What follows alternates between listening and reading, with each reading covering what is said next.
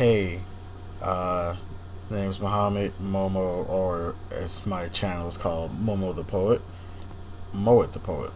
I don't even know my own name. But, uh, these last two poems are going to be the poems that I actually performed during the LTAB season of 2016. And before I start, LTAB was like a really great experience for me.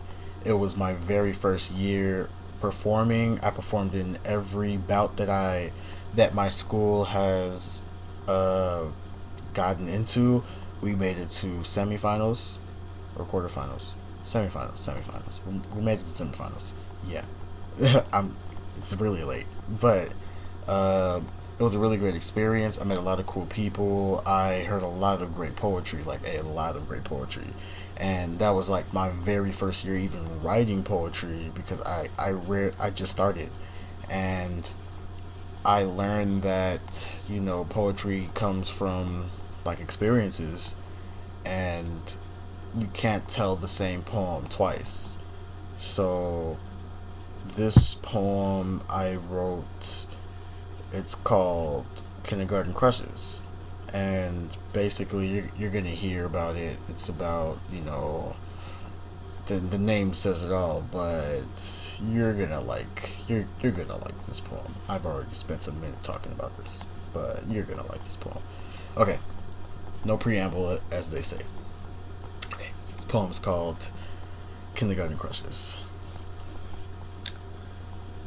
I once knew a love so pure that you can only find it in kindergarten. A place where castles reached high above the sandbox, and our only homework was to think about what we wanted to be when we grew up. But we used to go out to the playground one day, and there I saw a princess constructing her own castle, and I wanted to be a part of it. I take a deep breath to clear my mind. She makes me feel squishy, like Play-Doh. Only thing to clear my mind was to take a stiff sip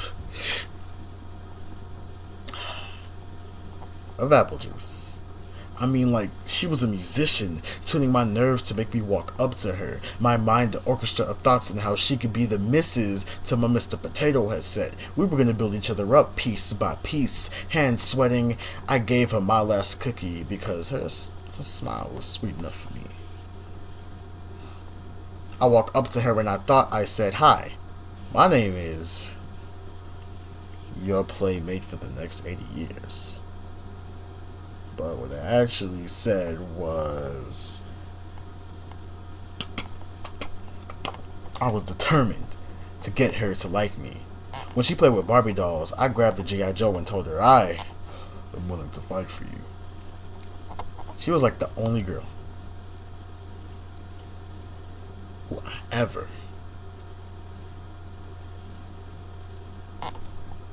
shared my crayons with.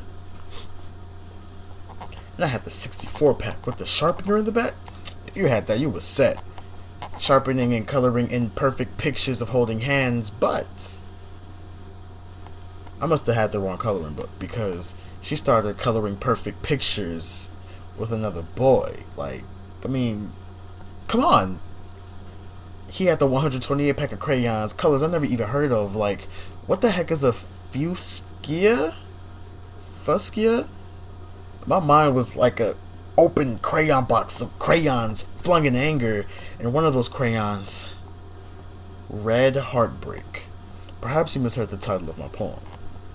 This isn't about my kindergarten crushes, but how kindergarten crushes.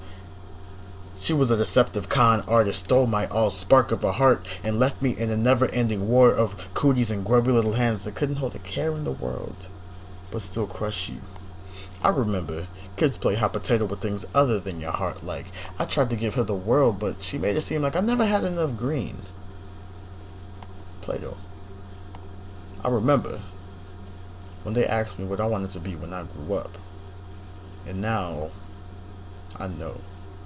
I want to be the little kindergartner who falls in love again for the first time. Hark forward to the concept broken. Because one day,